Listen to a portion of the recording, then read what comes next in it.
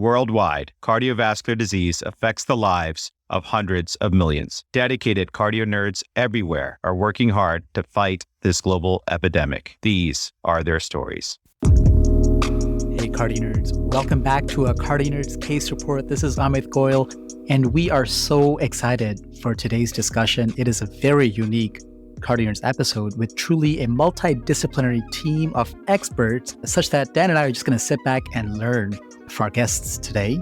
Today, we have with us Dr. Karishma Rahman from Vascular Medicine, Dr. Shu Min Lao from Rheumatology, and Dr. Dean Troupes from Vascular Surgery, convening together to represent Mount Sinai Hospital and talk about a cardiology case. So, you guys, welcome to CardioNerds. Please introduce yourselves.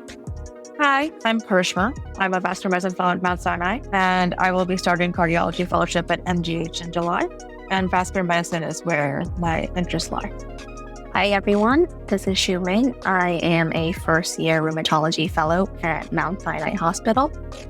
Hi, everyone. I'm Dean Troupes. I'm one of the vascular surgery residents at Mount Sinai Hospital, part of the integrated program. So I'll be finishing soon this year and looking for a job now.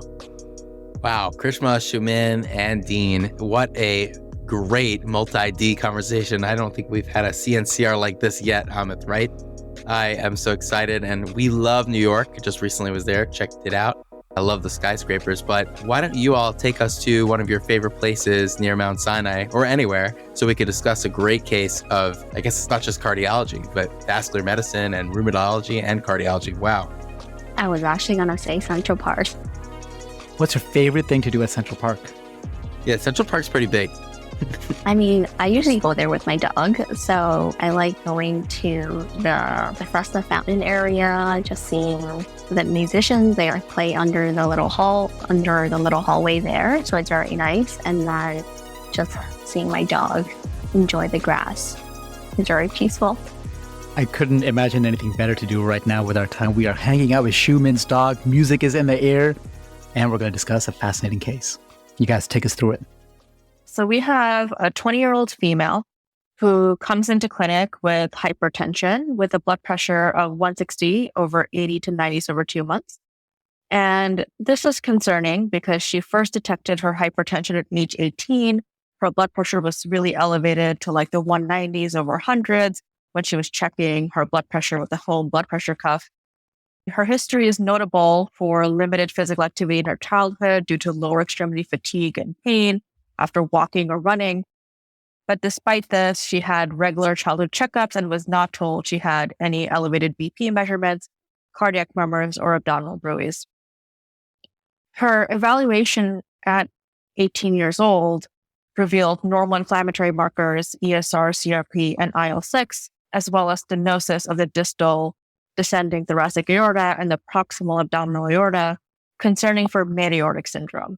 She underwent an aortogram with stenting and percutaneous transluminal angioplasty or PTA with resolution of hypertension and has not been on any medications for 2 years. So the new elevated blood pressures are very concerning for her, as well as new lower extremity fatigue on exertion for about 2 months.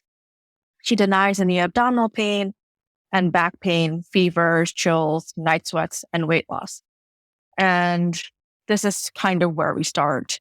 In terms of setting the stage for this case, we really need to go back to 2 years ago.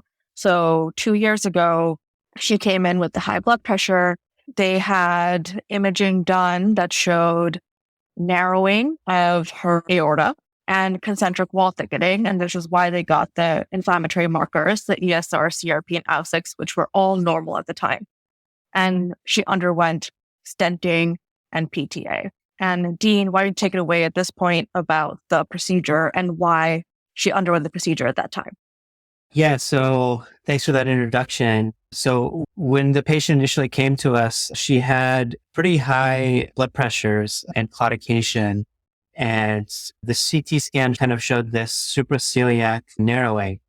So at this point, with her presentation and symptoms, we decided that stenting of this region will help her hypertension, especially in such a young patient. So for the procedure, patient was taken to the operating room by our chief of surgery, Dr. Michael Marin. We obtained femoral access and put in a flush catheter. So the listeners can view on the episode website some videos of the angiogram that was taken. The first video shows there's a severe stenosis in the supraceliac region, and there's multiple collaterals that form around the aorta in this region, further showing evidence that the stenosis is very severe. And then there's another video showing after the stent was placed, the resolution of stenosis and reduction of collaterals. And there's good flow into the abdominal aorta once the stent was placed. The stent was placed very close to the celiac artery, just because that's what was required for the stenosis. And then postoperatively, we obtained a mesenteric duplex, which showed resolution of the stenosis with a velocity of about 230 centimeters per second at the distal stent edge without any turbulence. This velocity is consistent with resolution of the stenosis because it's next in the celiac artery, and there's no turbulence in this region, which is further evidence that there's no stenosis. And then about 2 years later, the patient was seen in follow-up and was noted to have redeveloped hypertension. And because this was suspicious, she had been controlled. Another CT angiogram was obtained. So have the images also on the episode webpage, which show stenosis of the distal stent edge and a little bit beyond the stent, which is right next to the celiac origin. Because it's next to the stent edge and the stent was a covered stent that was placed, we kind of considered whether this was true restenosis, which you can see after stent places, or further development of her disease. So at this point, the patient was referred to the vascular medicine group for further workup. Dean, thank you for taking us through her history, the diagnostic imaging, and eventually the mechanical fix for this problem, right? The stenting and balloon angioplasty. But, we are looking at everything in retrospect and essentially have a cliff notes for what happened 2 years ago. But if we go back to that moment and we say, okay, who was a primary care physician or the ED physician who saw this patient in their office or in their room, right? This is at the time, 18-year-old with systolic blood pressures of almost 200 millimeters of mercury, right? And we think about hypertension, the most common cause is primary hypertension, but there are red flags to consider in triggering an evaluation for secondary hypertension. And onset at a young age is certainly one of those red flags. And imagine the plethora of conditions we may evaluate for: coarctation and other mechanical problems, endocrinologic problems, metabolic problems that may lead to secondary hypertension, and the extensive evaluation that probably led to this diagnosis of mid-aortic syndrome. Now, when I think of aortic syndromes and hypertension in a young patient, my mind immediately goes to coarctation, which is a very specific entity and is really not what we're talking about here. So I'd love to learn more about what I think, Dean, you said earlier, Karishma, you said earlier, was mid-aortic syndrome and what that entails as an entity and the etiologies and things like that. Did you guys have any prepared teaching about that? Yeah, so we do. So initially when she was diagnosed, so she did have an extensive workup, and aortic stenosis was actually initially found on an MRA cardiac. So she got an MRA chest, not a chest, abdomen, pelvis, because they were looking at the heart and they were looking for aortic coarctation. And because she was like 4'11", she was very tiny, I think they were thinking about congenital heart disease. So they started with an MR angiogram cardiac first, and then they found this stenosis of the distal thoracic aorta. And this is where they were concerned for mid-aortic syndrome. Mid-aortic syndrome is characterized by segmental or diffuse narrowing of the abdominal and or distal descending aorta with involvement of the branches of the proximal abdominal aorta, which can include the renal arteries, celiac artery, and superior mesenteric artery. It's very rare. It's less than 2% of all cases of aortic narrowing. And when you think about the causes, you think genetic. So for her, there were consideration for neurofibromatosis type 2, Williams syndrome, Alagille syndrome, tuberous sclerosis, or mucopolysaccharidosis.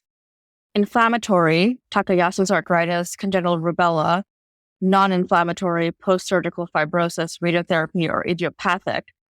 And going back to the patient case, she actually underwent genetic testing, which was negative for genes and conditions that were secondary or underlying mid-aortic syndrome, as well as congenital heart disease. And then she was clinically ruled out for neurofibroma type 1 because she did not meet the NIH clinical diagnostic criteria, which we also listed. We don't have all the records from 2 years ago because she was referred to Mount Sinai Hospital specifically for the coarctation as well as for the procedure.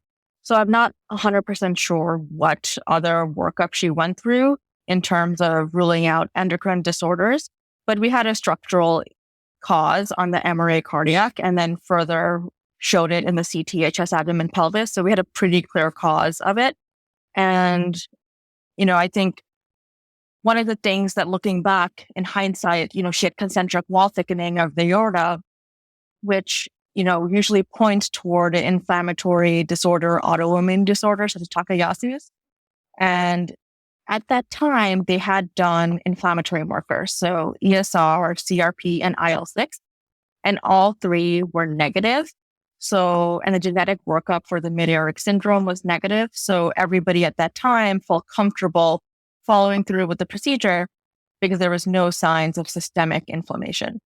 Yeah, very interesting. So as I see it, there are really three main goals here, right? One is to manage her hypertension, to protect her end organs from the end organ consequences of hypertension. Two is to treat the blockage itself, because that is part of the management of hypertension, and then also to get, improved systemic perfusion to her extremities and everything sort of distal to the stenosis. But three is, as you said, this mid-aortic syndrome is not in and of itself a ultimate diagnosis, right? This is a hodgepodge of etiologies. So really the three is to identify the underlying etiology to prevent progression by treating that etiology. So where do we go from here? She comes back in with the re-narrowing. There's been progression. How do we figure out what's going on? So, beyond just stenting again, we can actually get to the bottom of this. Yeah, so that was the question as well. I think the reason why the vascular surgery team ended up sending her to vascular medicine to work up the underlying etiology is because they were also concerned about the restenosis and what was causing it. And going back through all the imaging, including the CTA chest, abdomen, pelvis that they got on repeat when the hypertension reoccurred, you could see very diffuse concentric wall thickening. And this was also around the stent as well as the distal edge of the stent where the stenosis is occurring. So at this time, we did another evaluation for why this is occurring. We got an abdominal aortic ultrasound and mesenteric ultrasound to look at the aorta and the branch vessels again. And you could see the functional stenosis. So imaging the stent, as Dean mentioned prior, right after the procedure, the velocities were around the 230s. There was no turbulence in the distal edge of the stent, showing that the stent was patent and working well, versus when we got it this evaluation, you could see clear turbulence at the distal edge of the stent, as well as velocities in the high 600s, showing clear stenosis. So between the CTA chest, abdomen, pelvis, and the abdominal aortic ultrasound, it was very clear she had a functional stenosis of her stent. And in terms of her physical exam, it was really important for us to measure the blood pressures on both arms to make sure they're equal, to make sure there were no other manifestations of the concentric wall thickening or aortic arterial diseases. And her physical exam was also notable for a very loud epigastric bruit, as well as decreased pulses, the popliteal, the DP and PT pulses, compared to her upper extremity and femoral pulses. So the imaging with the concentric wall thickening was very concerning for aortitis versus peri-aortitis. So this is where we started the workup. Shu Min, do you want to start adding in about aortitis and what evaluation you would do to find out the underlying etiology? Sure. Thank you, Karishma. So a little bit about definition. So aortitis versus periaortitis. What does that actually mean? So aortitis just means inflammation that's confined to the aortic wall, including the media, intima, or adventitia, versus periaortitis, that's inflammation from the adventitia outwards into the periaortic space. So with either of these, some things you need to think about. Number one is infectious etiologies, things including tuberculosis, syphilis, HIV, bacterial or fungal infections. So that's number one. Some of our inflammatory disorders that we want to think about include large vessel vasculitis, IgG4 related disease, Behçet syndrome, relapsing polychondritis, spondyloarthritis, lupus, and rheumatoid arthritis. There's also other conditions like our hereditary connective tissue disorders, such as Marfan's, Ehlers-Danlos, Moby-Dietz. Those, you can also see aortitis or periaortitis, but usually you would actually see more of an eccentric wall thickening as compared to the concentric wall thickening that we see in this patient. And last but not least, idiopathic. Sometimes we just can't find an etiology for these patients. So I think for this case, just working from the ground up, ruling out, making sure all infectious etiologies are ruled out, and then thinking about some inflammatory disorders might have been missed in the beginning. Shu Min, that was very helpful. At this time, given her clinical picture, we're kind of worried about large vessel vasculitis. Can you go over that a little bit so we have an idea of how to assess for it and rule it out? Yes, of course. So under the category of large vessel vasculitis, there are two diseases that come to mind. Number one being Takayasu's arteritis, and number two being giant cell arteritis. So for any of our large vessel vasculitides, common presentations include limb claudication, bruits, asymmetric blood pressures, absent pulses, thoracic aortic aneurysms. And a lot of the times, patients actually present with constitutional symptoms, including fevers, weight loss, decreased appetite. So to compare the two diseases, Takayasu is more commonly seen in female as compared to male, 8-to-1 ratio. The prevalence rate is actually about 40 per million in Japan, and in the US, it's actually 0.9 per million. And the age of onset here is much younger, between ages 20 to 40 years old, with a median age of around 25. And it's actually more prevalent in Asia as compared to, you can see, the US. Common findings with Takayasu's, about 80% of the patients, you will hear a bruit, and 60% of patients, you can actually appreciate the decreased pulses. And about 50% of patients, you would appreciate the asymmetric blood pressures. It can affect any of the aorta or its major branches, and most commonly affects the subclavian artery. As compared to giant cell arteritis, this is more older population, patients greater than 50 years old. And it can also affect the aorta and its major branches, most commonly the carotid artery. And for this patient, she is on the younger side.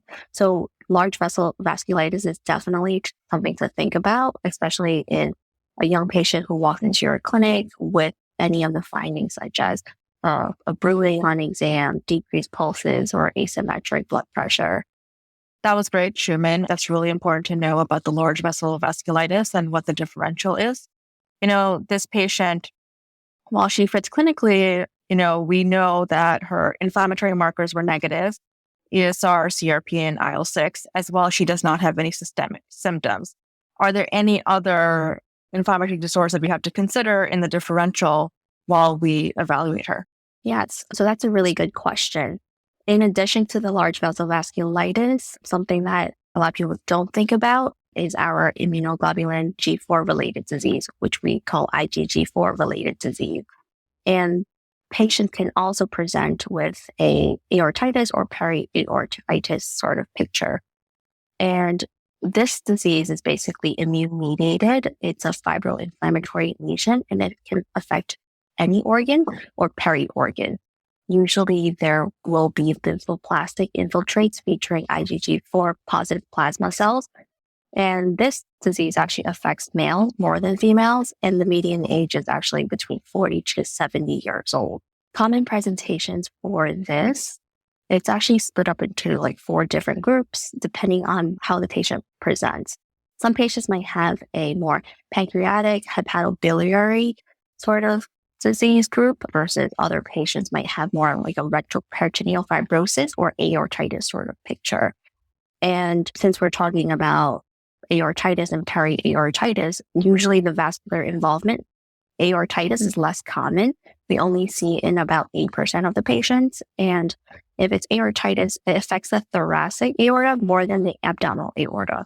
Versus peri-aortitis, it's about 20 to 36% of the patients. And usually that affects more of the abdominal aorta compared to the thoracic aorta.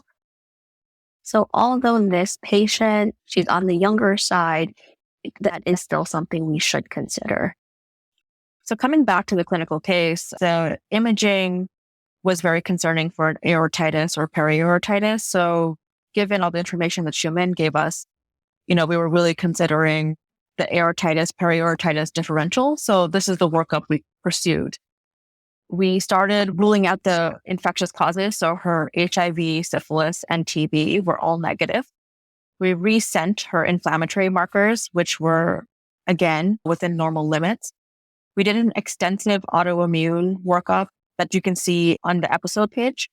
But the one thing that did come back positive was that in the IgG subclasses panel, the IgG4 was elevated to 143, which is above the 135 that's a cutoff for diagnosis. So given this information, Shu Min, how does this narrow your differential in terms of her underlying etiology for the stenosis? So another great question. So for IgG4 related disease, unfortunately, there's no single diagnostic test for this, but the elevated IgG4 subclass level is concerning. So usually with IgG4 related disease, a level of greater than 135 raises suspicion.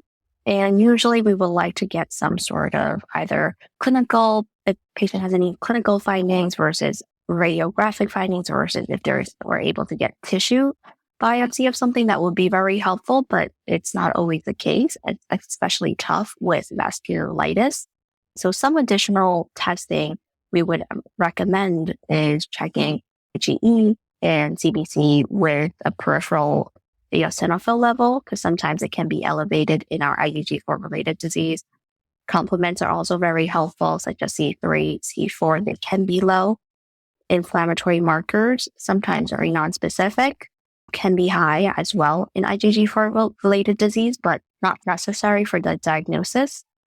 And checking a complete metabolic panel as well as urine to evaluate for any renal involvement. And because there is a subset of patients who have pancreatic involvement, just getting some baseline lipase, bilirubin, and A1C to see what that shows.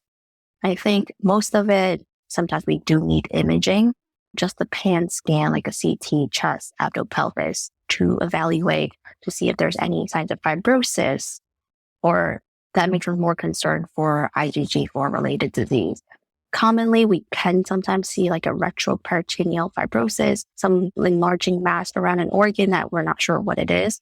And then at that time, we would recommend biopsy. And with IgG4 related disease, on tissue biopsy, you would see pathologic features of dense lymphoplasmacytic infiltrates in a storiform fibrosis pattern. So that's a keyword you would see, storiform fibrosis pattern. And there's a nice picture of that on the episode webpage. And usually it's more than 40% plasma cells and more than 10 positive plasma cells per high power field. So unfortunately, we can't get biopsy on every patient. And for this patient, it's especially hard because it is around the aorta and it's just not possible, but we can diagnose it based on her clinical features as well. Dean, would you mind talking about the feasibility of getting a biopsy now that we have pretty much moved to treat abdominal coarctation with more of a minimally invasive endovascular approach versus open surgery. What is it like in the vascular surgery world regarding how to get tissue diagnosis and treat these patients that might have a very difficult to diagnose underlying etiology of their presenting symptom? Yeah, that's a really interesting question. So many of our interventions are done endovascularly now, so getting a tissue biopsy is so much more difficult. One of the things that we've done in other cases is sort of if we do femoral access is we can take a piece of femoral artery and kind of send the tissue to pathology from a different site, kind of like we do with temporal artery biopsies and other things. But I think in this case, it wouldn't really be helpful because we'd need to diagnose the actual area of disease. Another, option is sort of to get an endovascular biopsy, which, in her case would be difficult, especially in the chest. There's high risk of bleeding from getting, it's unfortunately not like a myocardial biopsy, which you can do where there's a thick myocardium to protect from bleeding. It's a little more difficult than the aorta. And then sort of a AR guided biopsy or CT guided biopsy with, needle aspiration or something is also very high risk. So, most interventional radiologists don't take on these types of cases either. So this case is unfortunately very hard to get a tissue biopsy. So unfortunately, I can't help you out. Thanks, Dean. That was very helpful. So going back on a little bit what Shu Min said, we did get a CBC, but her eosinophils were normal. It was 0.3%. We got complements as well, and her complement C4, I believe, was actually elevated at 47. And reiterating, her ESR and CRP were within normal limits. So the one big diagnostic positive that we had was the IgG4 subclass panel, that the IgG4 was elevated to 143. And that's what led us to the diagnosis of IgG4 reactive disease. Now, Shu Min, can you talk a little bit about how you would treat it now that we have a diagnosis?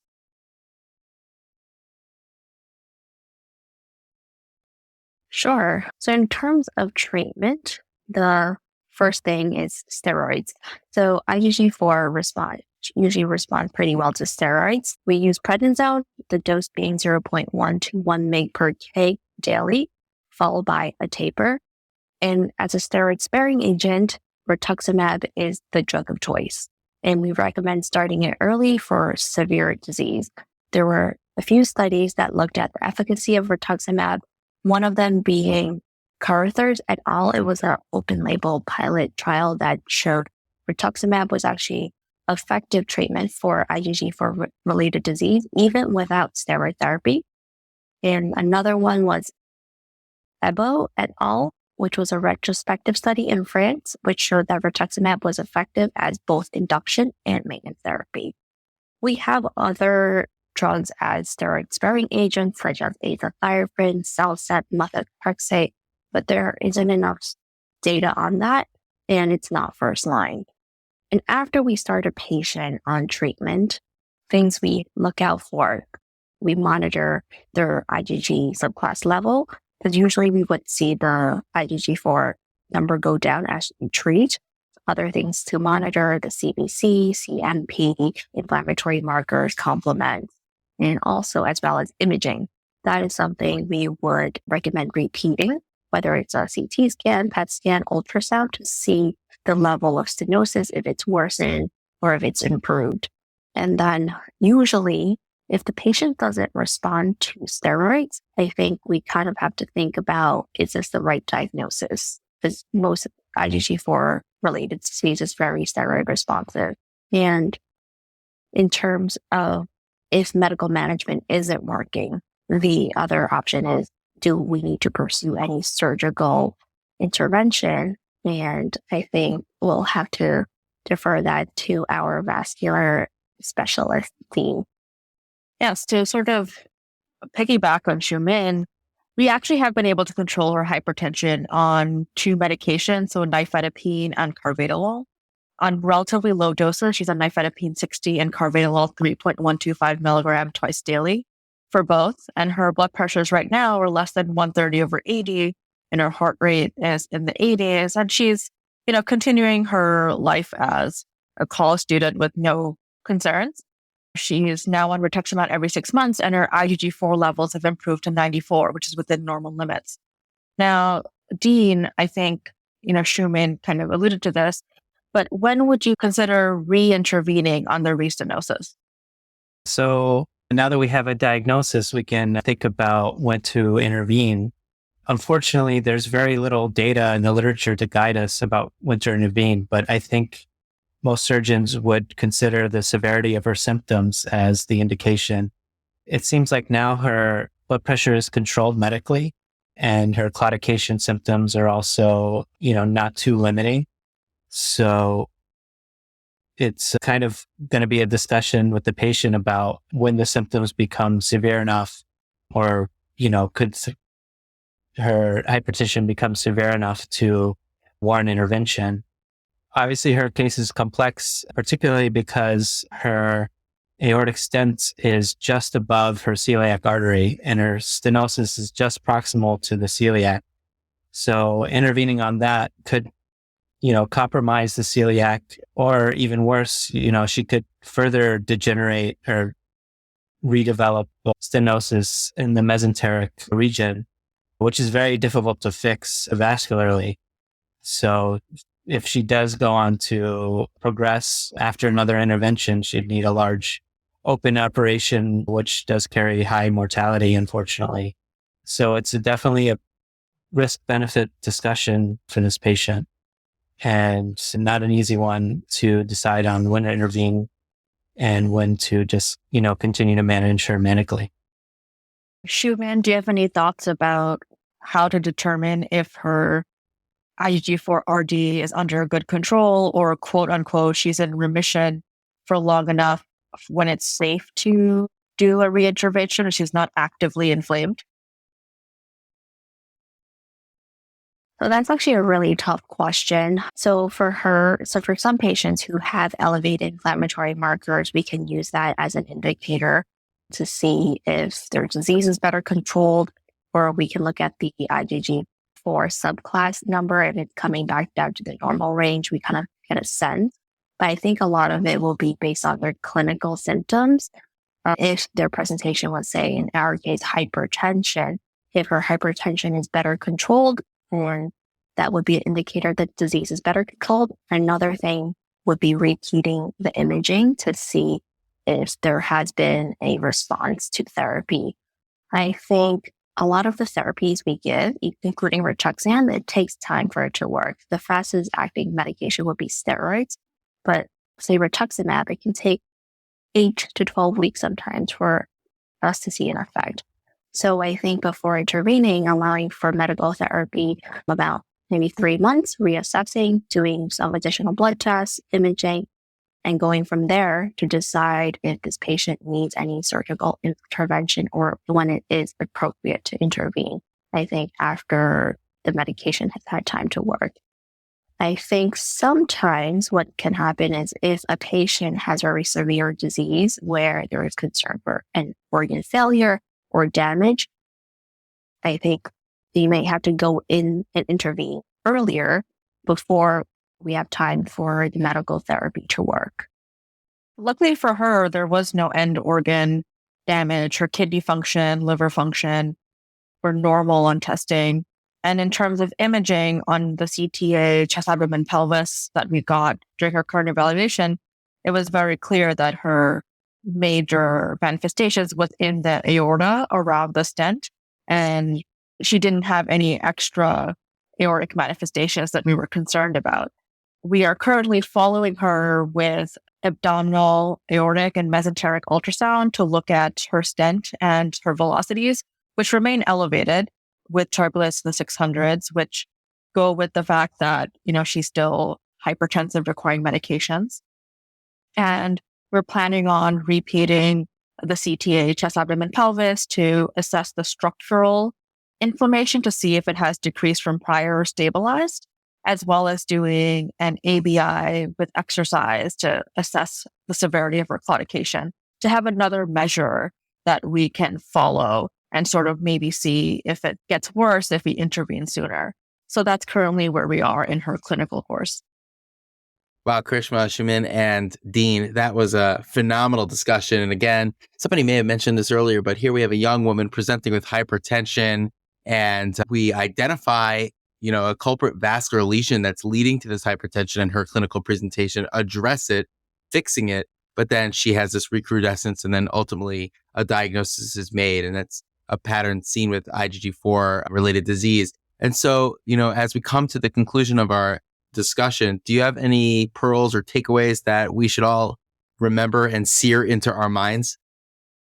Yeah, thanks, Dan, for that opening. I think the biggest thing I would like people to get away from this case is that, with patients with concentric aortic wall thickening, even if the inflammatory markers such as ESR, CRP, and IL-6 are normal, there should be a high degree of suspicion for underlying aortitis or peri-aortitis. So they should have a more extensive workup, including for infection and IgG4 related disease, just to make sure that we do a very thorough rule out of any reversible causes that might need medical management before procedure. I think Shu Min and Dean have done a really great job of going through why it's so difficult to diagnose some of these cases, because the clinical case might not match with the medical data that we have, as well as, the structural issues can be, difficult to address depending on the underlying etiology.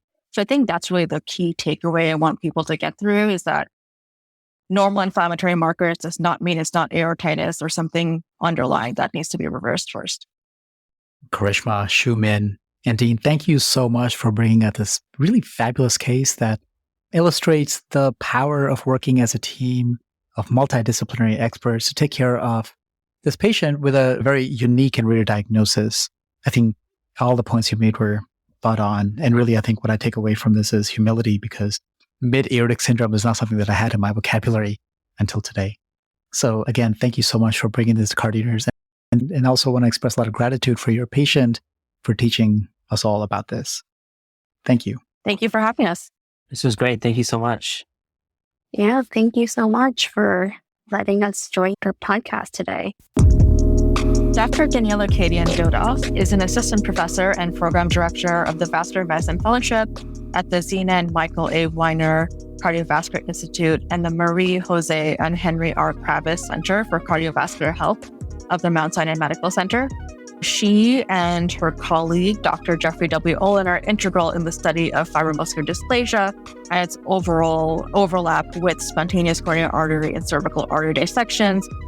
She is a master clinician who has been able to diagnose rare arterial disorders ranging from vasculitis, IgG4-RD, to fibromuscular dysplasia and different inherited disorders. But more than that, she has been such a great mentor to me during the vascular medicine year. She has really had a very significant influence on the way I approach patient care and diagnosis, and to keep a very broad diagnostic perspective and differential, because the patients that we see in our clinic are very complicated and have rare presentations. So you have to avoid anchoring as much as possible. And she's been great in teaching us that. Hi, it's my pleasure to be here with you today. My name is Daniella Kadian-Dodov. I'm an assistant professor of medicine at Mount Sinai Hospital in New York City. I'm also the program director for the Vascular Medicine Fellowship here and a vascular internist myself. I want to thank Dr. Karishma Rahman and her colleagues in rheumatology and vascular surgery for presenting a really fascinating case of IgG4-related disease in a young patient with early onset hypertension. I have a couple comments to make on this case, aside from what you've already heard. First is in regard to young patients presenting with hypertension. You heard it's very important to consider secondary causes, and I would do so for any patient age 40 or younger. That would include vascular imaging with at least a renal artery duplex to start, in addition to a biochemical evaluation for primary hyperaldosteronism, hypercortisolism, or other known causes of secondary hypertension. Now, this patient was found to have isolated concentric wall thickening involving the descending thoracic and abdominal aorta. This raised concern early on for vasculitis. And I think very important to know about large vessel vasculitis or aortitis in this case is that it's very, very difficult sometimes to determine disease activity. There's no standard criteria to determine disease activity, and this usually requires a combination of features, including clinical symptoms, and typically we're thinking about pain in the area of vascular inflammation, and B symptoms, including fevers, night sweats, weight loss, etc. Additionally, biochemical markers, including inflammatory markers, which in this case were negative and pointed away from disease activity, and then imaging findings. And imaging findings, really when we're talking about disease activity, means we're looking for dynamic changes over time. So for this patient who had a new diagnosis of concentric wall thickening with no comparison, but negative inflammatory markers and no real features of pain, it was more difficult for the team at the time of initial diagnosis to determine whether or not her disease was active, and that she was treated with the assumption that she was not active and went on to be stented. As we saw, she represented later on with restenosis of the distal edge of the stent and area distal to the stent with new onset hypertension after intervention again. I think one thing that may have been helpful at the time of diagnosis, had vascular medicine been brought in initially, would have been a PET scan at the time of diagnosis prior to intervention. PET CT is very sensitive for disease activity. It can be quite difficult sometimes to determine real inflammation from, artifact. For example, in your older patient who has a lot of atherosclerosis, it will light up. And in patients in whom have had intervention, it may light up simply from remodeling from the intervention. But in this patient's case, at the time of diagnosis, pre-intervention, I think it would have been a useful test. Had it been negative, it would have definitely pointed away from disease activity. Had it been positive, there may have been more aggressive approach to making sure that she was medically optimized prior to intervention. The other comment is when you're seeing a patient with aortitis, it's very important to dig and figure out what the root cause is. Because aside from the inflammatory vasculitides that you heard about mentioned in the presentation today, including Takayasu, giant cell arteritis, there is this IgG4 related disease, which can involve any part of the aorta, but pretty classically the abdominal aorta in the perirenal area and the aorta iliac area. And then isolated aortitis in which no identifiable cause is determined. But there are also infectious etiologies. And so doing a workup to make sure that the patient does not have disseminated TB, especially for this patient who had immigrated from Pakistan, that was very important for us to do prior to initiating any immunosuppression, as well as syphilis in terms of other causes of infectious aortitis. Once she was found to have the elevated IgG4 level, she was appropriately placed on rituximab for her disease. The one other comment I want to make about coming to her diagnosis is that even if the IgG4 level had been normal, it would not exclude the presence of IgG4 related disease. There are many patients with IgG4 related disease who are identified only on histology after biopsy and in whom the serum IgG4 levels are normal. So in this case, I think the fact that her IgG4 levels were elevated, even if just above the threshold for normal of 135, I think hers was 143, it points to the diagnosis and I think is the one that fits her best given her presentation. And we have seen some improvement in her levels with rituximab treatment, further supporting that she's now on correct therapy. Now, the other comment I wanted to make in terms of the differential for mid-aortic syndrome was the comment on hereditary connective tissue diseases. So these don't typically cause a quote unquote mid-aortic syndrome. What you can see for these patients is narrowing of the aortic area in the belly, not from wall thickening, but from dissection with intramural hematoma.